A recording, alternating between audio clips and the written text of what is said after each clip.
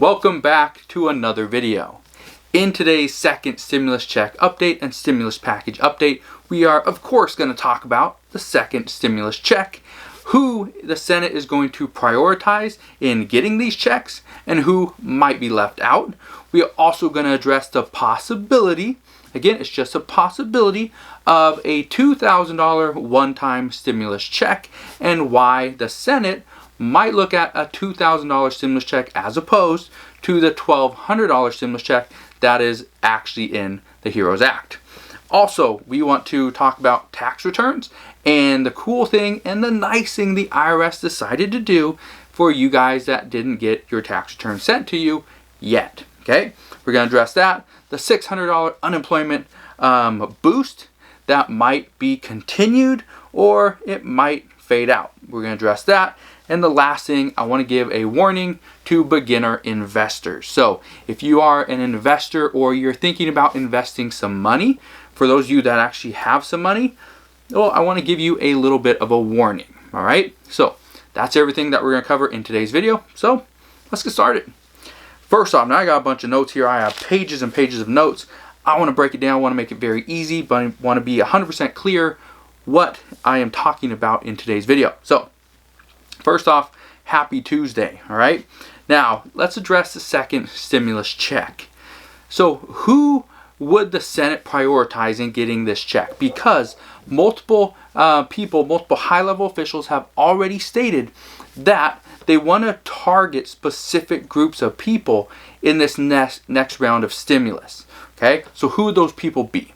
Now, they have been very clear, multiple high-level officials have been very clear and stated and pinpointed those exact targeted people.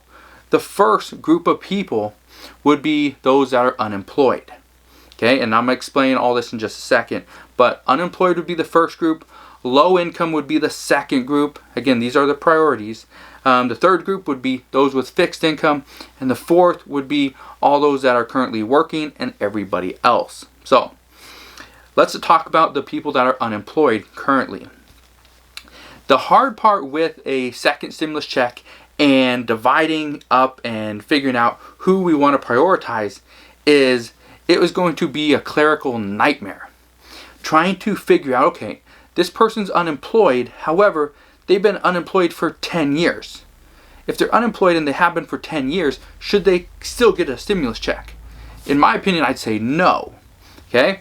Because they have either been proven that this wasn't something that, the cause of their unemployment wasn't because of this pandemic. It's because they just didn't want to work for the past 10 years. Okay, now I'm not saying that's a bad thing. Maybe that's just what you want to do. Maybe you decided to retire or whatever. I get it. But if this is the reason why this is such a fickle scenario, because if they're trying to prioritize certain individuals, how do they really figure out, is this person unemployed because of this pandemic or for something else? When it comes to low income, is it low income because they live in a different area? People in California obviously get paid a little bit more or a different amount than people in let's say Louisiana, right? It just depends. So how does the government really go and do this? And people with a fixed income, some people with a fixed income make more money than others with a fixed income. Right? Again, how do they go and figure all this out? Again, this is a clerical nightmare. And I don't see how they're going to do this, but this is what they are trying to do. Okay? So again, I'm not the one doing it. I'm glad I'm not, because I couldn't do this. I'd say, okay, everybody gets $1,200. Everybody gets $2,000, right?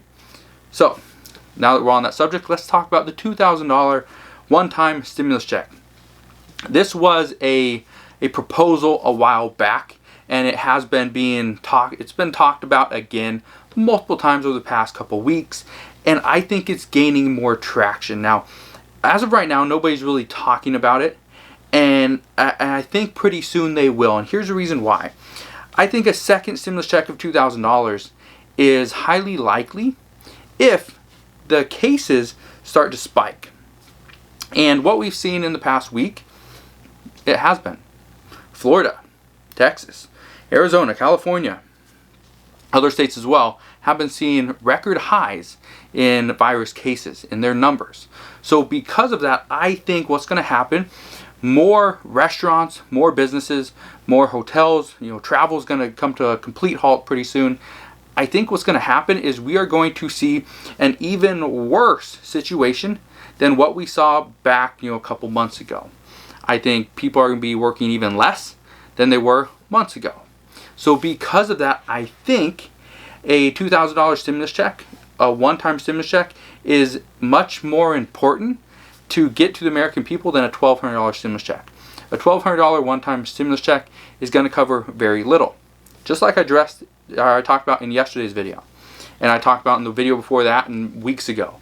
$1,200 is just not enough. $2,000 is still not enough. However, it's going to go a little bit longer, going to go a little bit further than $1,200. So that's why I think a $2,000 stimulus check is going to get talked about a little bit more coming up, but we will see. Okay, so as the Senate goes on recess and they go on break for about 2 or 3 weeks, we'll see what they talk about, what they discuss, and kind of hopefully we get some updates going into negotiations towards the end of July. So we'll see what happens there. The next thing, tax returns.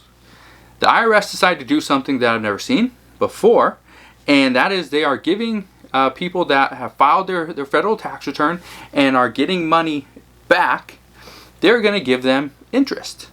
And it's great. The interest is fairly good for the IRS.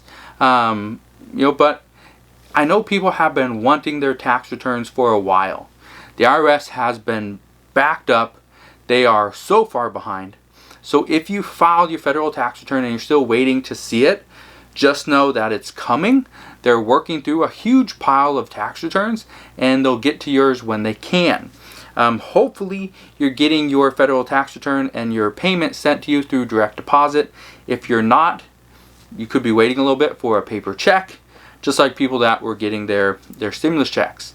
The IRS is slow to mail things out. So hopefully you did direct deposit. Now, as far as the interest, the IRS has stated that in most cases, your interest payment will be sent in a different check. Okay, it will be sent at a different time than the actual federal tax return. They will not lump them together. Okay, so just be clear with that. You might see 2 different payments from the IRS.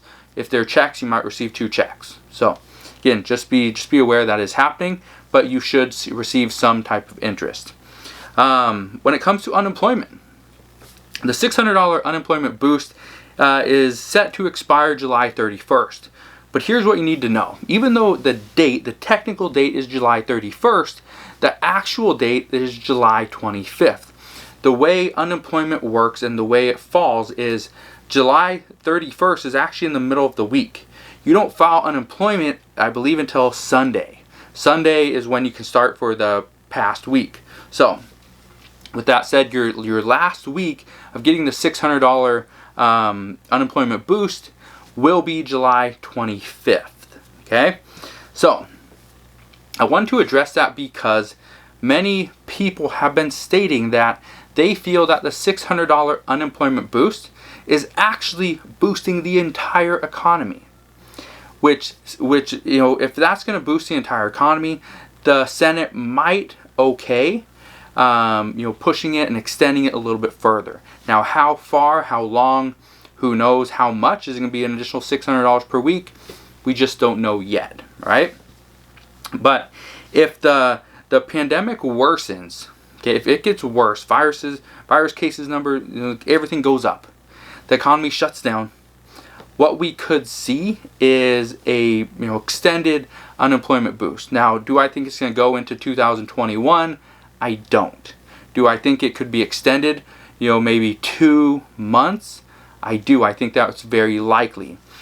What's more likely is people that are on unemployment, that are still unemployed, there's no job for them to go back to or no job that they could potentially transfer from or to. I think what's going to happen is it's not going to be a $600 per week unemployment boost. I feel it's going to be more like a $450 unemployment boost, and it will slowly fade away, probably 2 weeks at a time. So every 2 weeks you might lose $50. So that would actually extend you, I think, until they get to about $200 to $250 per week in a bonus. I think that's going to extend you about 10 weeks. Okay, so about 2.5 months. So that would get you through all of August, all of September, and towards the middle of October is when your benefits would actually expire. So that's just what I've heard. But again, right now it's just all hearsay. Nobody really knows until the Senate comes out and says, yes, we approve this. But again, that's not going to be until the end of July. Right now, we are the end of June. We still got about 3 weeks to go before we get an answer as to what's going to be in the next stimulus package. Are we going to receive another stimulus check, and how much will it be? But like I said, I'm going to keep you updated on all that stuff. If there is a new interview, whether it's Donald Trump, somebody from the Senate, some senator, whatever, right? I'm going to bring you that update every single day until we get an answer as to, are we getting a second stimulus check? How much is it going to be? What is going to be in the next stimulus package? And how is that going to benefit the American people? Now, I want to give you a warning, okay? And this is a big warning because lately I've been seeing a bunch of messages and emails from some of you guys that have stated that I put my entire stimulus check or some of it in the stock market and I'm losing it. What do you suggest I do? Should I sell my stocks and take a loss? Should I hold on to them and hope they all rebound? What should I do? Well, here's what I recommend to you. I'm going to give you a story too. I have a friend. My friend, his mom, his dad, and their aunt, okay, or his aunt. 4 people decided they're going to take their entire $1,200 stimulus check and put it into the stock market. And they did this, through Robinhood. So this is where, Robinhood is a very simple app. It's a free app you can get right on your phone. If you want to go and get it, if you use the link down in the description box below, you will also get a free stock valued up to, I think, like $250. Now, the stock that you get, you can kind of do whatever you want with, but here is what I want to say. Many people are putting all their money, all their eggs in one basket, and they're doing okay because the stock market has been going up and down. As of today, or as of last week, okay, the stock market started to, dive, take a nosedive. People started to lose money. Here's what happened. My friend and his family, they decided to put all their money into Royal Caribbean, okay, Royal Cruise Lines. And they bought it at like $35, $36. I ended up buying some as well. What they did was they wanted to wait till to get up to like $100, $115, somewhere up there. I don't know why they thought it's going to get up there really quick, but they did. And so it ended up getting up to, I think it was like $40, $48, something like that. I ended up selling all my shares. I ended up buying $1,000 worth of stock. I ended up selling all mine. No, they didn't. I told my friend, sell it, it's going to come down. Sell it, we can double dip, we can make some more money. He said no, they're waiting until it gets over $100 and then they're going to sell it. My warning to all you beginner investors, take those small wins. Because that stock, it got up to $47, $48, I ended up selling mine. A few days later, it ended up dropping back down into the 30s. I ended up buying some more. I took all my money, bought more. And it went back up to the mid-upper 40s again. Came back down. I ended up buying more. It went back up, up to the mid-50s, I believe. Somewhere around there, I sold it again, came back down into the low to mid-40s, I believe. It went up again. Okay, I bought some more once it came down. It went up again. I think it, maxed out lately. It was like $70-some. Ended up selling it again at, the low 70s. I think it got to mid or upper 70s. Ended up selling it in the low 70s. I did. Ended up coming back down. And it's slowly trickling down. I'm going to buy more. My friend and his family have held on to their shares as it went up and down. As they could have, sold, came back down, bought more, and they would have made a lot more money. So this is my warning, is don't anticipate a stock to just skyrocket and you're going to make all your money in one single trade. Don't do that. If you're a beginning investor, you're new, those little wins. Say you buy a stock for $30 and you just buy one. When it gets up to $33, $34, $35, sell it. You just made 10% of your money.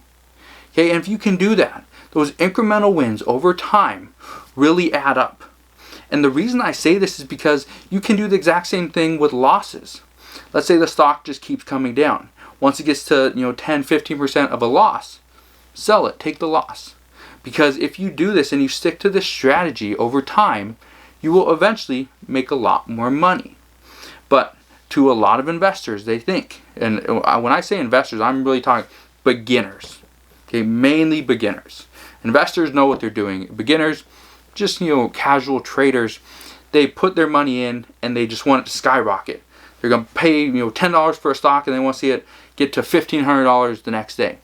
That's not how the stock market works. Okay, if you're gonna be really speculative, you're probably not gonna make a lot of money as a beginner. So that's my warning to you guys, is if you are an investor, just take those small wins. Those small wins every single day, add it up over a year, over 5 years, over 10 years. You will be a millionaire in no time. Now, again, like I said, if you want a free stock, if you don't have a Robinhood account and you want to start, you can start with just $1.